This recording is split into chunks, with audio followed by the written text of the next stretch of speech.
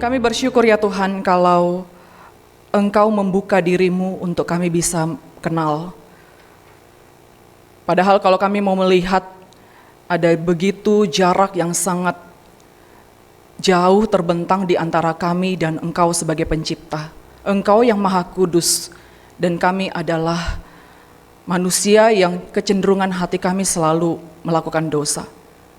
Namun Engkau di dalam kasih karunia-Mu ya Tuhan, Engkau mengizinkan kami masuk di dalam hadirat-Mu untuk kami bisa menyembah, memuliakan Tuhan dan menikmati Engkau di dalam ibadah pada hari ini ya Tuhan. Oleh sebab itu kiranya Tuhan boleh menolong setiap kami, agar kami paham konsep ini ya Tuhan. Paham bagaimana Tuhan mengizinkan kami untuk mengenal Tuhan melalui kebenaran firman Tuhan yang akan kami dengarkan bersama-sama. Sehingga ketika kami duduk mendengarkan, kami tidak membiarkan apapun itu mengganggu pikiran kami, fokus kami, konsentrasi kami. Sehingga kami tidak lagi mendengarkan atau memperhatikan firman Tuhan.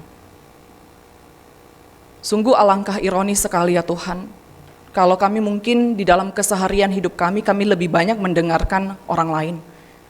Kami lebih respek kepada orang lain. Tapi ketika kami datang kepada Tuhan, kami bersikap acuh tak acuh.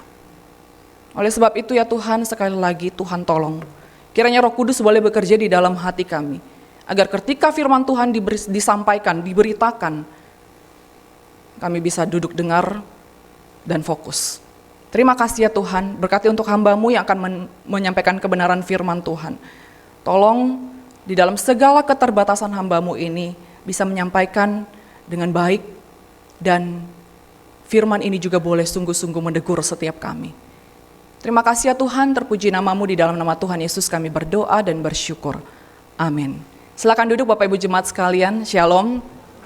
Saya mengucapkan minal aidin wal faizin, mohon maaf lahir dan batin ya.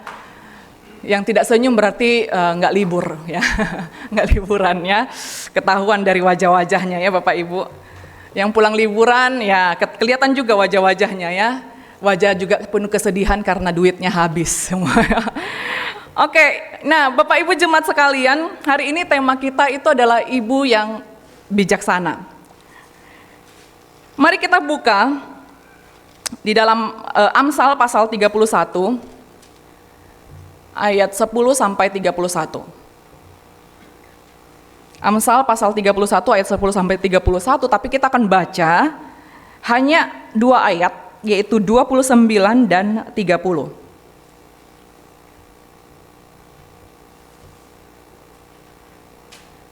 Amsal pasal 31, kita akan baca ayat yang ke-29 dan 30 saja, kita akan baca bersama-sama. Ya, kita baca bersama-sama ayat 29 sampai 30. 3 ya. Banyak wanita telah berbuat baik, tetapi kau melebihi mereka semua. Kemolekan adalah bohong dan kecantikan adalah sia-sia. Tetapi istri yang takut akan Tuhan dipuji-puji. Ya, Bapak Ibu, hari ini adalah hari Mother's Day, hari Ibu Internasional. Ya, jadi tanggal 8 Mei itu adalah Hari Ibu Internasional, sementara tanggal 22 Desember itu adalah Hari Ibu Nasional, Hari Ibu yang dibuat oleh negara Indonesia, gitu ya. Nah, Bapak Ibu Jemaat sekalian, beberapa waktu yang lalu itu saya membaca sebuah berita yang cukup viral, yaitu bagaimana seorang ibu membunuh 3 anaknya. Diduga dia depresi, kemudian dia menggorok ketiga leher anak-anaknya. 1 diantaranya meninggal, 2 diantaranya dilarikan ke rumah sakit karena kritis. Dan ternyata selama pandemi ini, Bapak Ibu, tidak hanya kasus ini ya, tapi ada beberapa kasus seperti demikian. Ibunya stres, tidak ada penghasilan, suami di rumah marah-marah. Dia juga mungkin dapat tekanan dari mertua, dapat tekanan dari lingkungan sosialnya, tidak dapat duit, dan sementara dia harus memberi makan kepada anak-anaknya. Dan kemudian alasan mereka untuk membunuh anak-anaknya, secara khusus untuk ibu ini, namanya Ibu Kanti ya, Ibu Kanti, dia mengatakan, saya nggak mau anak-anak saya itu sedih. Saya nggak mau anak-anak saya itu tiap hari dimarahin oleh bapaknya. Mereka lebih baik mati, udah nggak menderita lagi. Mereka lebih baik saya bunuh saja. Dan kebanyakan juga dari kasus-kasus seperti ini, setelah mereka bunuh anaknya, ibunya ini bunuh anaknya, dia juga bunuh diri. Dan dianggap itu adalah sebagai satu jalan keluar untuk lepas dari masalah, secara khusus kepada ibu kepada anak-anaknya. Dan ternyata memang si ibu ini mengalami depresi yang cukup parah, sehingga dia memutuskan untuk mengambil jalan seperti itu. Bapak Ibu jemaat sekalian, waktu saya membaca di medsos tentang berita ini, aduh hati saya tuh sedih sekali, langsung saya lihat anak-anak saya. Gimana, saya pikir gimana ya nasib kedua anak-anaknya yang kritis itu, masih hidupkah? Ataupun kalau dia hidup, apa yang akan dia alami? Traumatis apa, pengalaman traumatis apa yang akan dia alami? Bagaimana dia bisa kembali mengasihi ibunya ketika dia tahu bahwa ibunya mencoba untuk membunuh dia? Tapi ada yang membuat saya lebih sedih lagi Bapak Ibu. Yang membuat saya lebih sedih lagi adalah komentar para netizen. Ketika waktu saya membaca komentar netizen, tidak sedikit dari antara mereka membuli si ibu ini. Kata-kata yang saya sempat baca di situ, dia bilang, kurang bersyukur sih si ibu itu, anak-anak sehat mah udah cukup.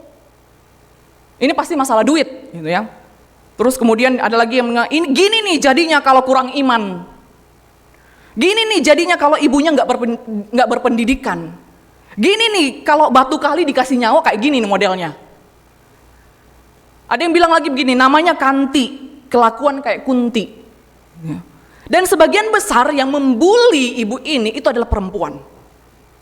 Dan secara random saya stalking perempuan itu. Ya, saya juga kepo-kepo sedikit ya. Ternyata mereka adalah sebagian besar itu seorang ibu. Mereka seorang ibu, saya stalking, berpenampilan agamis, dan mereka punya anak kecil.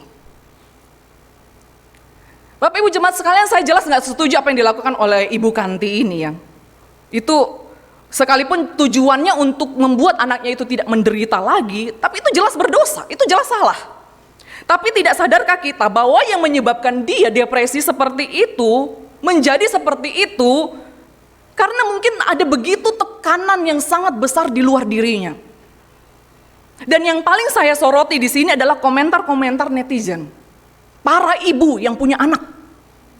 Bagaimana para ibu-ibu itu yang punya anak memberikan komentar yang sangat pedas sekali. Mereka adalah netizen. Mereka adalah yang seharusnya tahu betapa rempongnya punya anak kecil. Yang terpaksa mungkin harus berhenti kerja mengurus anak. Yang terpaksa mungkin dia memilih harus tetap bekerja meninggalkan anak-anaknya di rumah demi untuk mencukupi kebutuhan keluarga. Yang seharusnya mereka tahu betapa sulitnya berhadapan dengan mertua. Betapa sulitnya berhadapan dengan ipar. Betapa sulitnya berada di lingkungan yang menekannya. Sebelumnya mungkin dia tinggal di rumahnya enak.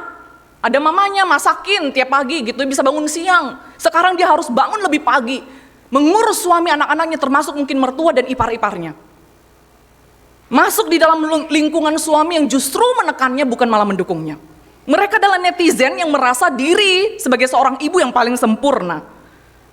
Sehingga menjudge si ibu Kanti ini seperti tadi yang saya sebutkan. Ibu seperti Kanti ini jelas sekali dia sedang dalam keadaan depresi dan kehilangan akal sehatnya. Nggak mungkin orang normal melakukan seperti ini Bapak Ibu.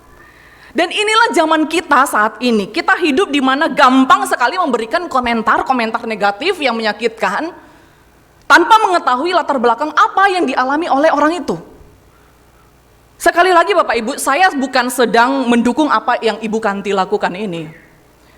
Saya sedang menyoroti bagaimana para ibu membuli Ibu Kanti ini. Dan para ibu-ibu yang membuli ini, mungkin ibu-ibu inilah yang si Ibu Kanti ini hadapi tiap harinya. Ibu-ibu yang bermulut pedas, yang tidak mendukungnya. Ditambah juga mungkin suami yang kasar, yang tidak berpenghasilan, depresi juga mungkin pada saat itu pandemi. Tiba-tiba mungkin dia di PHK, kemudian biasanya langsung pelampiasannya kepada anak, kepada istri. Ditambah dia nggak mungkin bisa bekerja karena anak-anaknya masih kecil. Kebutuhan makin membengkak, ditambah lagi suaminya yang nggak bisa jadi teladan untuk anak-anaknya. Anak-anaknya tiap hari dimarah-marahin, dibentak-bentak. mungkin belum lagi dengan masalah dengan mertua. Ibu-ibu seperti inilah yang kerap kali menjadi budaya kita. Tidak sedikit orang Kristen juga seperti itu. Terutama kebiasaan besar para wanita, sesama wanita tidak menjadi support system yang saling mendukung. Bapak Ibu, betapa indahnya ya kalau para wanita itu saling mendukung satu dengan yang lain, benar enggak?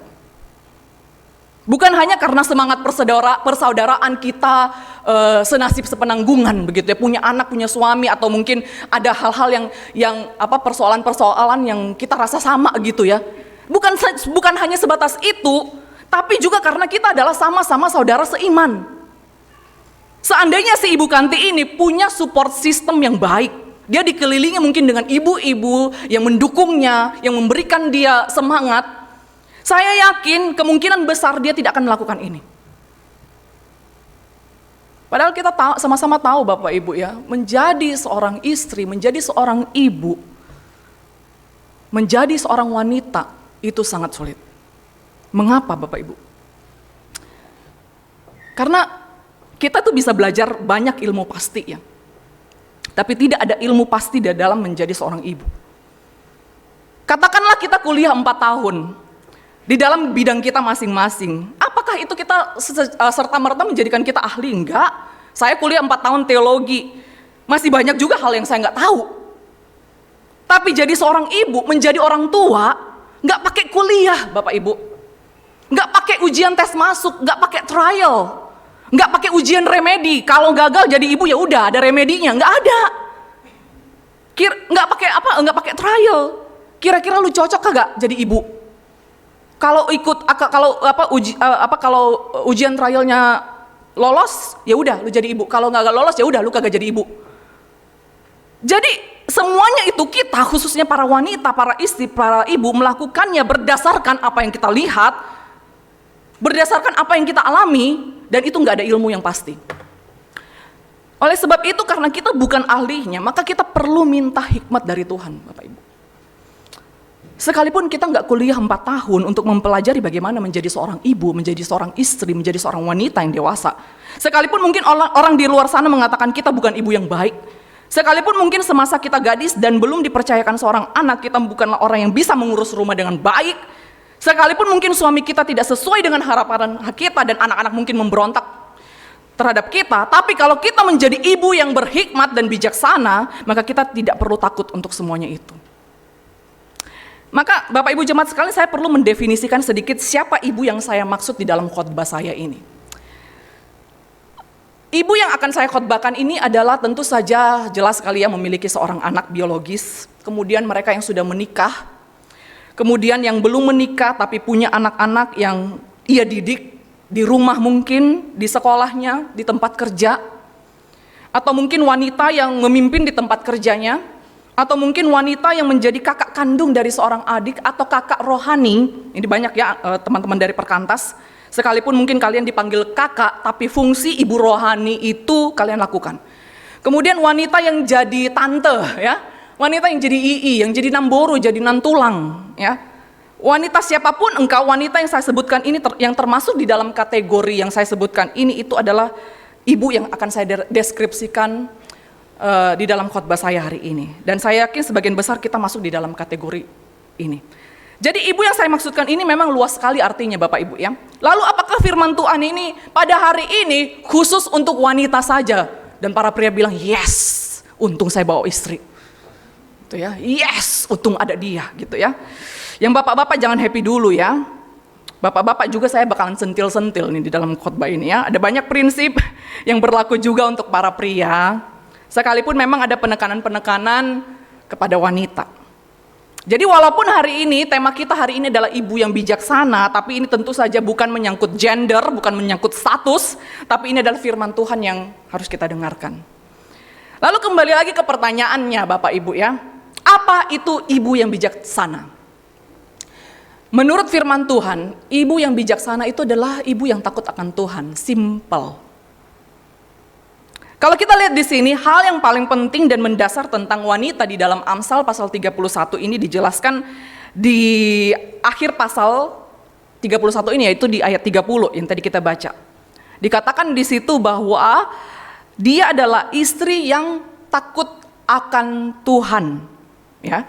Dan kalau kita tahu ya, Amsal ini memang syarat sekali, kental sekali dengan istilah takut akan Tuhan. Dan kitab Amsal ini motonya memang itu, takut akan Tuhan. Maka tidak heran Bapak Ibu, Amsal itu diawali dan diakhiri dengan konsep ini. Ya, kalau kita tahu ya, Amsal 1 ayat 7 itu terkenal sekali. Takut akan Tuhan adalah permulaan hikmat dan pengetahuan. Itu pasal 1. Kemudian pasal 31 juga ditutup dengan istri yang takut akan Tuhan. Dan ini menunjukkan bahwa seorang wanita yang diperkenankan oleh Tuhan itu adalah istri yang takut akan Tuhan. Dan kalau kita lihat di sini ya, di ayat 30. Tetapi istri yang takut akan Tuhan dipuji-puji. Kita lihat di sini, sebelum bagian yang tetapi istri yang takut akan Tuhan dipuji-puji, itu ada disebutkan yang bagian kalimat menjoroknya itu ya, dikatakan kemolekan adalah bohong dan kecantikan adalah sia-sia. Apa artinya ini? Gitu ya. Alkitab memberitahukan sebuah fakta bahwa wanita, perempuan, istri itu selalu ingin dipuji. Kalau kita lihat ya, ini alurnya begini ya, kemolekan bohong, kecantikan sia-sia. Padahal dua hal ini, kemolekan, kecantikan, pesona, itu adalah sesuatu yang selalu ingin wanita dapatkan untuk dipuji. Benar nggak?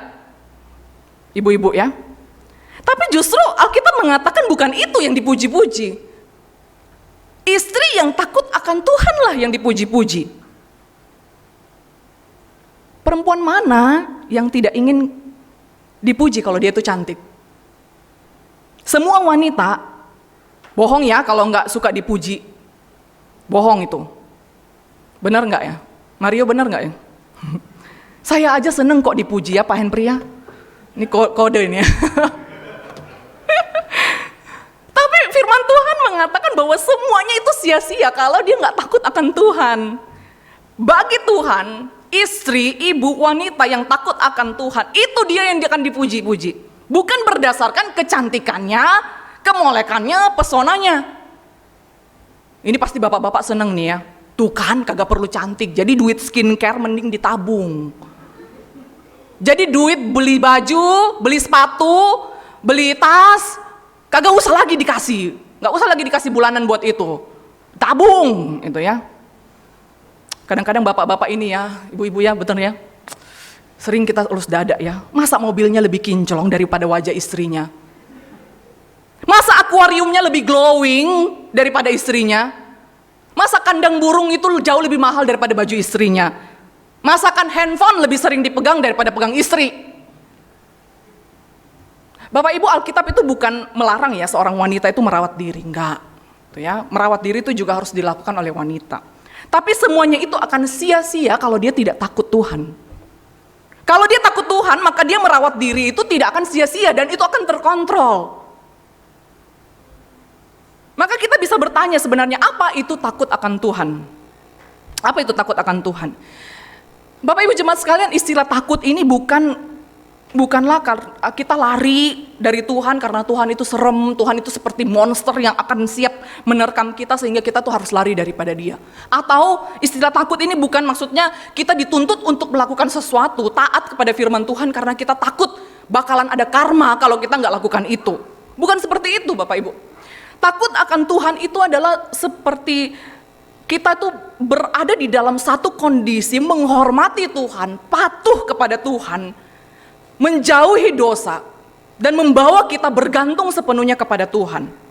Justru takut akan Tuhan seperti inilah yang akan membawa kita makin dekat kepada Tuhan, karena kita tahu bahwa saya adalah manusia yang tidak berdaya, manusia yang butuh Tuhan, karena Tuhan adalah pemilik hidupku. Rasa takut yang dimiliki oleh orang-orang percaya seperti ini itu harusnya membawa kita kepada penghormatan akan Tuhan. Sehingga Bapak Ibu jemaat sekalian, kalau ada statement seperti ini ya, kita rajin ke gereja karena takut akan Tuhan. Ini bukan karena ya udahlah kita rajin ke gereja itu karena takut bakalan ada karma gitu ya. Pamali kalau nggak ke gereja gitu ya. Takut kalau nanti nggak ke gereja, pulang-pulang bakalan ada gempa bumi, ada tsunami. Gitu ya. Takut kalau kita bersaat teduh bukan karena karena kita tuh bersaat teduh tuh takut karena nanti setelah saat teduh kita pergi kerja supaya nggak bakalan ditabrak gitu. Kita ngasih perpuluhan bukan karena takut nanti karena kalau nggak ngasih perpuluhan itu toko kita nanti bangkrut. Terus kita di PHK dari tempat kerja kita. Bukan takut seperti itu Bapak Ibu ya. Jadi statement ini jelas. Saya rajin ke gereja itu karena saya menghormati hadirat Tuhan, maka saya pergi ibadah. Saya pergi ibadah itu karena saya tahu saya orang berdosa, saya butuh anugerah Tuhan. Dan saya bersyukur Tuhan membuka dirinya untuk saya bisa hadir di dalam ruang ibadah ini, mendengarkan suara firman Tuhan. Saya rajin saat teduh karena saya takut akan Tuhan. Itu maksudnya adalah karena saya tahu hidupku ini penuh dengan misteri. Aku mau mengawali hari ini dengan berserah kepada Tuhan. Dan inilah yang dimaksud dengan sikap takut akan Tuhan.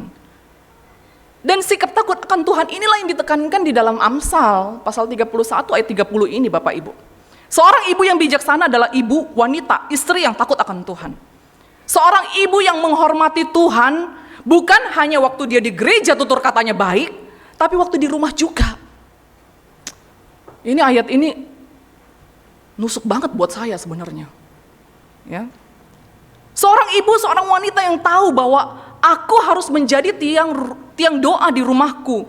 Suamiku pergi kerja, anak-anakku pergi sekolah. Gak ada yang bisa menjaga mereka. Sekuat apapun kita kasih vitamin sama mereka, sekuat apapun kita menjaga mereka, kesterilan mereka itu, gak ada yang bisa menghindari mereka dari virus, gak ada. Gak ada yang bisa menghindari mereka dari mara bahaya, gak ada. Cuma Tuhan yang bisa tolong mereka. Maka saya sebagai seorang ibu harus berdoa. Saya sebagai seorang ibu harus punya relasi yang baik dengan Tuhan. Seorang ibu wanita yang takut akan Tuhan akan selalu senantiasa mengajarkan kepada anak-anaknya, kepada anak-anak rohaninya, kepada keponakan-keponakannya, bagaimana hidup takut akan Tuhan. Ibu bijaksana itu adalah ibu yang takut akan Tuhan. Ibu yang bijaksana itu bukan sekedar ibu yang pintar menangani anak yang sakit, bukan. Saya semenjak punya anak itu langsung tahu merek obat itu gunanya untuk apa, langsung tahu tuh. Udah kayak dokter mungkin ya. Langsung tahu, oh kalau sakit perut ciri-cirinya apa? Buang-buang air enggak? Oh langsung tahu obat mana. Gitu. Kalau batuknya berlendir atau apa gimana, langsung tahu obat mana. Tapi itu bukan hanya sekedar ibu bijaksana seperti itu. Ibu yang bijaksana bukan hanya sekedar tahu menyiasati anak yang susah makan gimana. Menyiasati anak yang pemberontak bagaimana. Ibu yang bijaksana itu bukan hanya sekedar tahu menghadapi mungkin suami yang selingkuh gimana, mertua yang cerewet, bukan itu. Ibu yang bijaksana adalah ibu yang takut akan Tuhan. Ibu yang akan selalu mengajarkan kepada anak-anaknya untuk hidup takut akan Tuhan. Bapak Ibu jemaat sekalian, apakah kita sudah berjuang memperkenalkan kepada anak-anak kita, kepada ponakan-ponakan kita mungkin, anak-anak rohani kita, untuk kenal Tuhan? Kalau ditanya mungkin kepada orang tua ya, siapa yang mau anaknya masuk surga? Pasti semua mau, benar nggak? Nggak ada orang tua yang mau pengen anaknya tuh masuk neraka, nggak ada. Tapi kalau ditanya, seberapa besar usahamu untuk membuat anakmu kenal dan mengasihi Kristus? Pasti pada mikir semua ya. Dan jujur jarang ada yang berusaha keras seperti ketika mereka berusaha untuk hal-hal yang lain. Masalah popok aja ya, diapers gitu ya. Kita tuh bisa usahakan cari yang baik. Kita bisa tanya sana sini, aduh pampers yang bagus tuh apa ya? Aduh susu merek yang bagus tuh apa ya? Kita bisa usahakan. Kita bisa cari yang terbaik kalau bisa. Tapi pernahkah kita tuh begitu gelisah, begitu khawatir jika anak-anak kita kurang tertarik dengan Tuhan?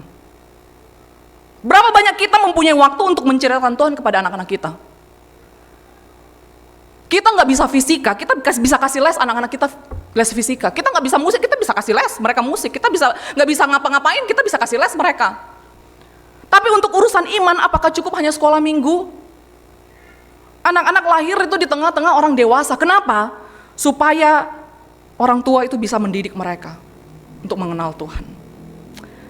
Bapak Ibu, kalau kita nggak bergegas mengisi hati anak-anak kita dengan firman, maka dunia yang akan mengisi hati mereka. Hati anak-anak kita itu seperti rak buku.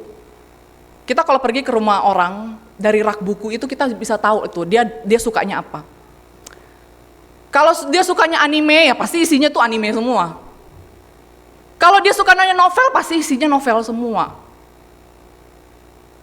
Sama Bapak Ibu, anak-anak kita itu isi rak bukunya itu apa? Isinya tentang kasih, tentang firman Tuhan, tentang pengharapan, atau sampah sebenarnya yang sesungguhnya itu berasal dari orang tuanya. Jika kita tidak mengajarkan anak-anak kita untuk setia mengikut Yesus, maka anak-anak kita akan diajarkan oleh dunia ini. Dan mengerikan Bapak Ibu. Saya pernah sharing di KTB Pasutri tentang webinar yang pernah saya ikuti yang berjudul pornografi. Itu dibawakan sangat baik sekali oleh Pak Ang Wihai ya. Jadi Pak Ang itu mengutip perkataan seorang ahli, dia bilang begini ya, Dr. Randall Hyde gitu, dia bilang begini, pornografi itu adalah bencana yang kami sendiri, jadi dia orang Amerika, yang kami sendiri itu keteteran. Negara kami itu dapat mempersiapkan perang dengan senjata dan tentara. Negara kami bisa menghadapi penyakit dengan temuan obat, tapi untuk pornografi kami nggak siap. Kami tidak tahu cara apa yang harus dilakukan untuk melawannya. Ini juga anak-anak muda dengerin ya. Kita nggak bisa membendung tantangan pornografi itu.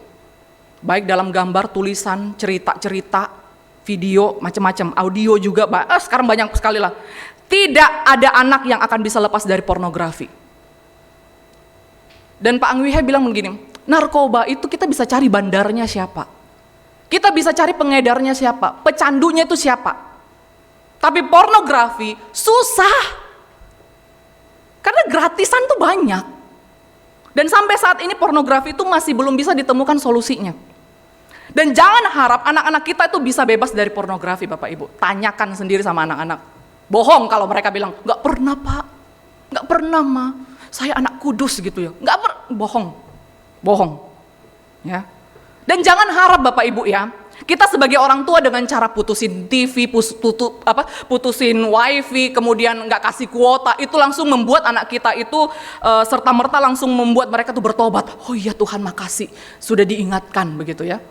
Enggak, mereka bisa cari 1000 cara untuk mengakses pornografi. Ketemu temannya hotspot, bisa. Sekarang 2000 udah bisa dapat kuota. Ya. Langsung tidak bisa langsung itu membuat anak kita berubah. Sama seperti teroris Bapak Ibu ya. Teroris setelah keluar dari penjara, kalau dia tidak dibina di dalam penjara, keluar jadi teroris juga. Sama dengan anak-anak kita Bapak Ibu. Kalau anak-anak kita tidak dimuridkan, tidak diperkenalkan dengan Kristus, tidak diajarkan mereka bagaimana takut akan Tuhan, mustahil mereka bisa berubah. Dan Pak Ang Wihai ini mengatakan, peperangan rohani melawan pornografi itu sulit diselesaikan dengan teknologi. Kita nggak bisa lawan pornografi itu dengan kecanggihan teknologi. Putusin wifi lah, apalah itu, nggak bisa. Ini perkara rohani, ini dosa. Dan perkara rohani itu hanya bisa diselesaikan dengan cara-cara rohani. Anak-anak muda yang terjerat pornografi, kau nggak bisa pakai tips apapun itu. Relasimu dengan Tuhan bagaimana? Itu yang bisa menolongmu untuk lepas dari pornografi. Dan kerohanian itu akan pulih terus jika diisi sama firman Tuhan. Sama seperti kayak nuang kopi ya Bapak Ibu. Gelas yang terisi kopi, ditetesin sama air putih, lama-lama dia jadi putih. Dosa ditetesin terus sama firman Tuhan, lama-lama hati kita yang penuh dengan dosa itu akan terisi dengan firman Tuhan. Dikit demi dikit Bapak Ibu. Jadi para ibu, para ayah, sebelum mengajarkan anak-anak kita takut akan Tuhan, maka mereka itu harus melihat itu di dalam diri kita. Gak bisa Bapak Ibu, kita ajarkan anak kita takut akan Tuhan sementara kita sendiri gimana? Gak bisa. Bagaimana mungkin kita punya passion untuk mengajarkan anak-anak kita untuk takut akan Tuhan, sementara anak-anak kita tidak melihat hal itu. Maka Bapak Ibu jemaat sekalian, ini prinsip yang sama ya, jadi tidak hanya kepada para ibu, kepada para siapapun, ketemu anak, ketemu ponakan, ketemu anak didik rohani, ajar mereka takut akan Tuhan. Tantangan ke depan ini besar sekali. Peperangan rohani kita melawan godaan si jahat itu semakin besar. Dan kalau mereka tidak dididik untuk takut akan Tuhan, maka mereka akan dididik oleh dunia ini. Yang kedua, ibu yang bijaksana adalah ibu yang sadar bahwa mereka itu adalah bukan orang yang sempurna. Bapak Ibu jemaat sekalian, kalau kita melihat apa yang dilakukan oleh wanita di Amsal 31 ini kayaknya sempurna banget ya. Kayaknya hidupnya itu nggak ada kesulitan si wanita yang di dalam Amsal 31 ini ya. Kayaknya keluarganya itu harmonis gitu ya. Suaminya baik, anak-anaknya berhasil, sepertinya juga nggak ada kesulitan ekonomi. Jalannya tuh indah banget ya. Ini mah drakor banget gitu ya. Drama Korea banget ini ya. Tapi seorang teolog mengatakan begini ya.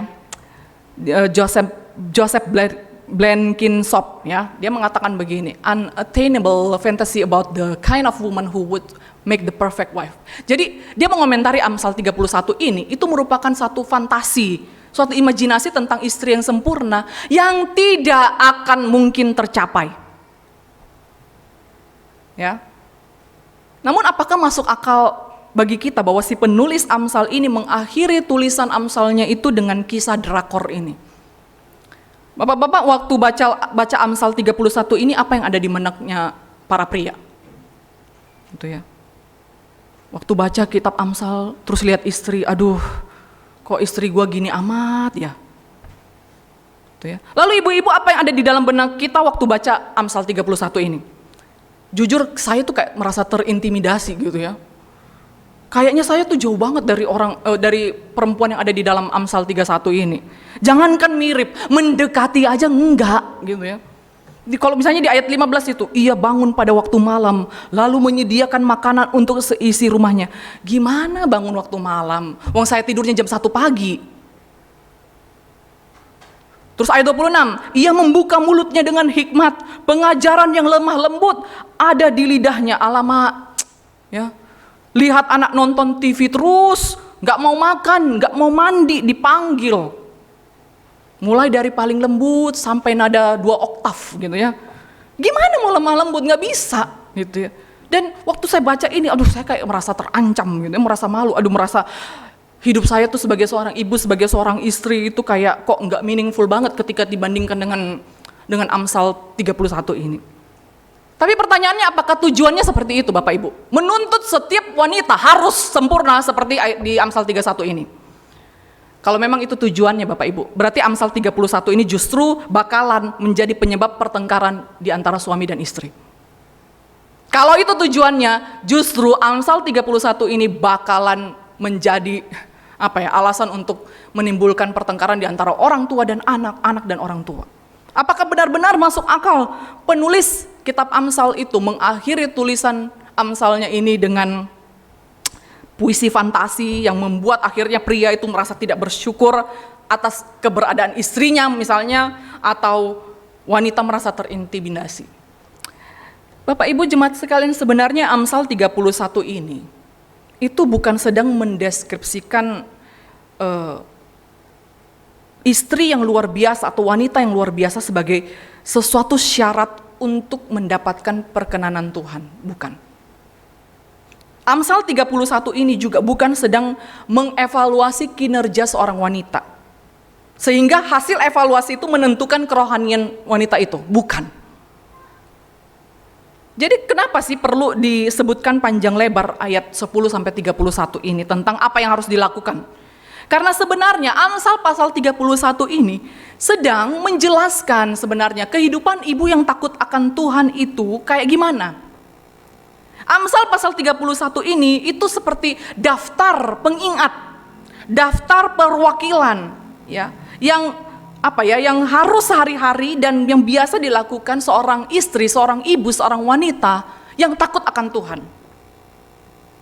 Amsal pasal 31 ini menjelaskan bahwa wanita di Amsal pasal 31 ini itu bukan hanya sekedar menjalankan hidupnya itu hanya duduk-duduk aja dan berharap dia bakalan memiliki kehidupan orang lain. Dia tidak sibuk ngegosipin orang lain. Dia nggak sibuk iri dengan hidup orang lain. Dia sibuk dari pagi sampai malam mengurus suami dan anak-anaknya, mengurus keluarganya. Dia seorang wanita pekerja keras yang berusaha mensejahterakan keluarganya. Itu seorang ibu yang takut akan Tuhan. Dan kalau saya mau bandingkan ya, sebagaimana kalau kita tuh punya 10 hukum Taurat ya. Yang kita tahu bahwa itu adalah acuan kita, goal kita gitu ya. Tapi kita juga tahu bahwa nggak ada satupun dari antara kita yang bisa melakukan ke-10 hukum Taurat itu dengan sempurna, nggak ada. Ya, maka Amsal 31 ini juga dalam tanda kutip ya menjadi hukum Tauratnya bagi para ibu.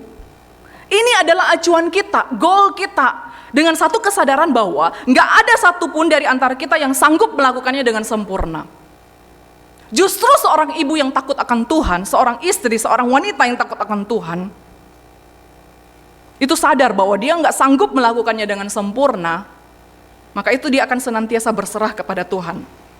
Ini bukan tentang menjalani kehidupan yang ideal, persis seperti di dalam Amsal pasal 31 ini. Tapi ini berbicara tentang bagaimana seorang ibu yang takut akan Tuhan. Dan kalau kita lihat di sini, apa kaitannya takut akan Tuhan dengan tugas sehari-hari para ibu? Di satu sisi Bapak Ibu jemaat sekalian, seorang wanita, seorang ibu yang takut akan Tuhan itu adalah seorang ibu yang pekerja keras.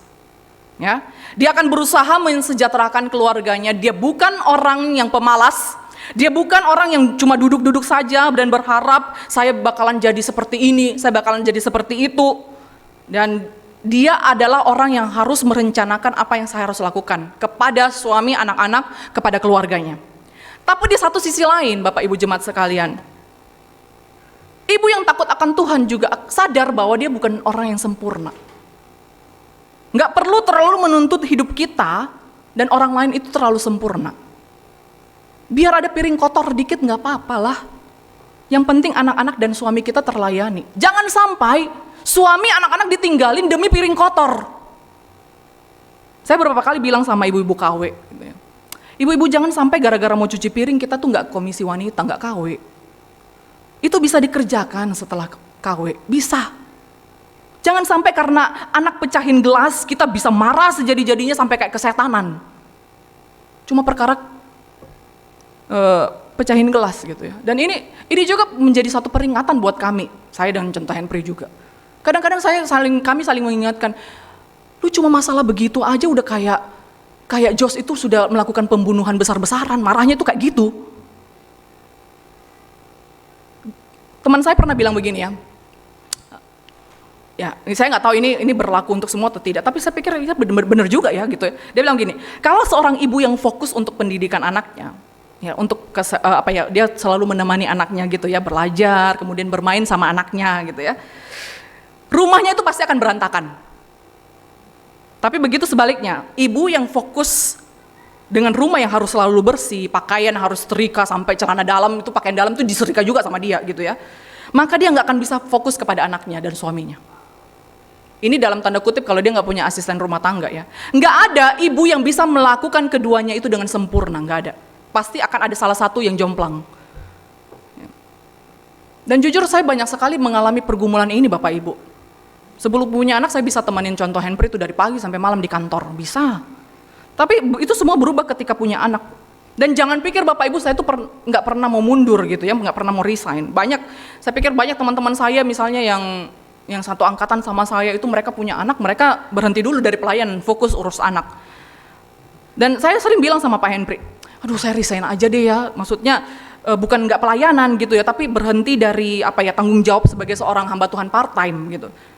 Supaya apa? Supaya Contoh Henry itu bisa fokus pelayanan. Kadang-kadang kan misalnya kayak kalau saya misalnya ya yang lagi khotbah gini, itu Bapak Ibu nggak tahu perjuangan kami dari Senin sampai Sabtu tuh ganti-gantian tuh jagain anak. Dia ngantor dari pagi sampai siang, kemudian pulang istirahat. Saya gantian tuh malam sampai malam. Kadang-kadang bisa jam 12, jam 11, 12 saya di kantor itu. Dan akhirnya dia yang beresin rumah begitu. Saya kadang-kadang bilang, aduh kasihan juga gitu ya, jadi gak fokus. Gimana kalau saya berhenti aja gitu, supaya dia lebih fokus. Kadang-kadang kami harus ganti-gantian, kadang-kadang mungkin ada porsi di mana mungkin Contoh Henry itu bisa urus rumah lebih banyak karena saya harus ada tugas tanggung jawab yang saya kerjakan. Dan bukankah kita para ibu seringkali begitu? Seringkali kita mengatakan kalau saja mungkin saya nggak punya anak, saya mungkin bisa lebih fokus pelayanan. Kalau saja saya ada asisten rumah tangga 5 orang gitu ya, saya mungkin bisa lebih maksimal. Kalau aja suami saya tuh bisa urus diri sendiri, nggak tergantung sama saya mungkin bisa pelayanan lebih baik lagi. Terlalu terlalu sering masalah yang dialami oleh para ibu adalah berpikir bahwa kegiatan di Amsal 31 ini, itu menyuci, memasak, beberes, itu membuat mereka tidak bertumbuh secara rohani. Para ibu sering berpikir, andai saja saya punya ART ya, yang bagus gitu, anak-anak saya pengertian, pasti saya bisa habiskan 2 jam sehari baca Alkitab tanpa ada gangguan sama sekali, tanpa ada tangisan anak, tanpa ada telepon-telepon yang berdering dari kantor, dari tempat kerja, tanpa ada ini dan itu, pasti saya bisa tumbuh secara rohani dan melesat dengan luar biasa. Saya pernah mendengar seorang pendeta berkata begini, dia bilang begini, pelayanan kita itu justru menjadi luar biasa karena berurusan dengan semua anggota gereja. Hal yang seringkali kita keluhkan sebagai penghalang pelayanan kita, justru merupakan yang membentuk pelayanan kita. Ini berlaku untuk kita semua ya Bapak Ibu. Seringkali kita keluhkan, aduh gara-gara ini nih, gara-gara itu tuh. Jadi kita tuh kayaknya gak bertumbuh. Justru jadi orang kayak gitu. Justru karena ada orang kayak gitu, justru karena ada peristiwa itu yang membentuk pelayanan kita. Karena apa Bapak Ibu? Tuhan itu gak pernah menjanjikan kepada kita itu spiritualitas yang bebas gangguan, gak ada. Terutama kita para ibu. Justru di dalam semua kegiatan kita sehari-hari, kita bisa ukur seberapa dalam kita itu takut akan Tuhan. Maka pertanyaannya, para ibu, para wanita, sudahkah kita menjadi ibu yang bijaksana, yang gak perlu nuntut diri kita tuh terlalu sempurna, seperti dalam Amsal pasal 31.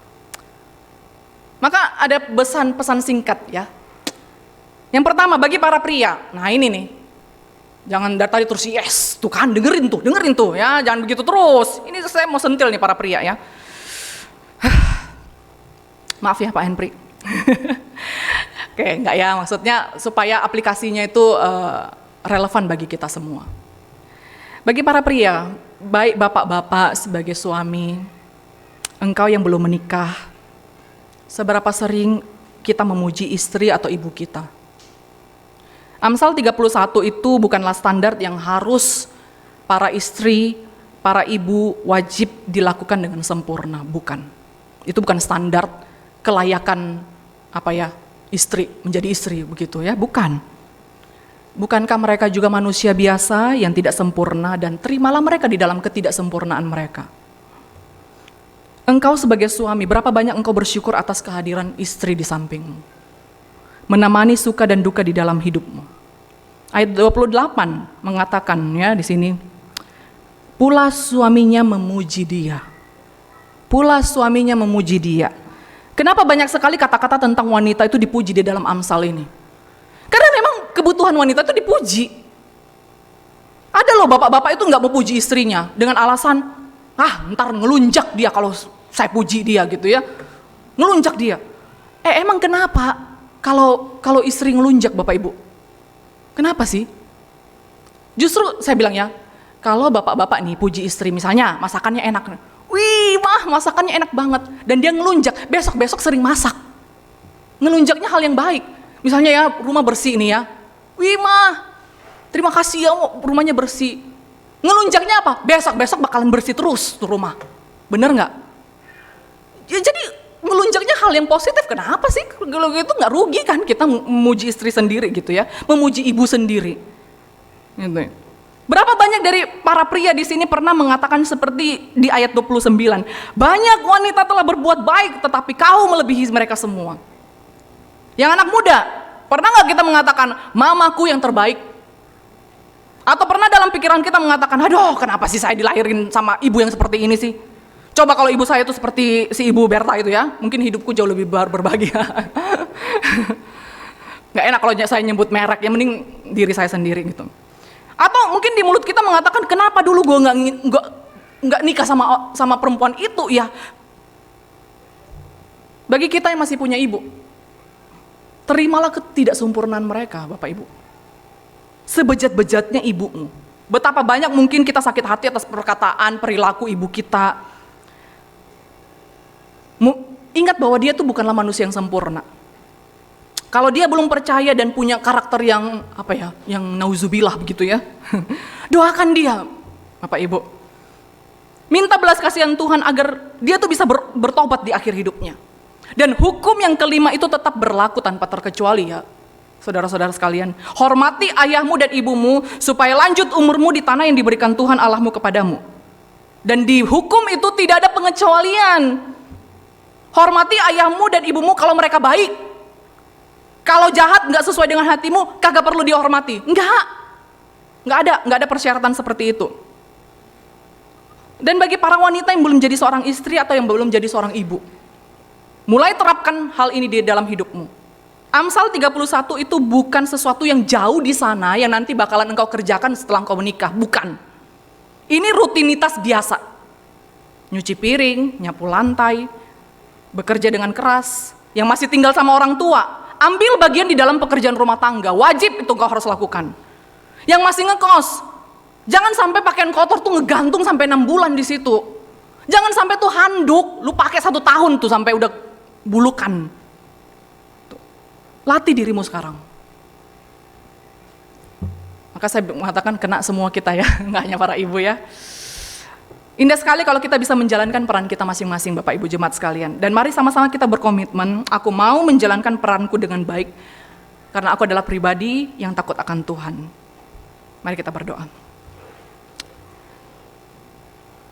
Bapa kami di surga, kami bersyukur ya Tuhan, kalau Tuhan menempatkan ada ibu di dalam hidup kami, atau mungkin kami yang sudah menjadi ibu, sudah menjadi istri. Kami bersyukur untuk panggilan yang indah ini ya Tuhan. Dan kami rindu ya Tuhan untuk setiap para wanita, para ibu yang ada di tempat ini, yang mendengarkan firman Tuhan ini. Kami boleh hidup takut akan Tuhan. Kami boleh hidup bijaksana sesuai dengan standar firman Tuhan. Terima kasih ya Tuhan untuk setiap kami yang sudah mendengarkan firman Tuhan, biarlah kami boleh mendengarkan itu dengan sungguh-sungguh menjadi pelaku firman. Terpuji nama Bapa di surga, dalam nama Tuhan Yesus kami berdoa dan bersyukur. Amin.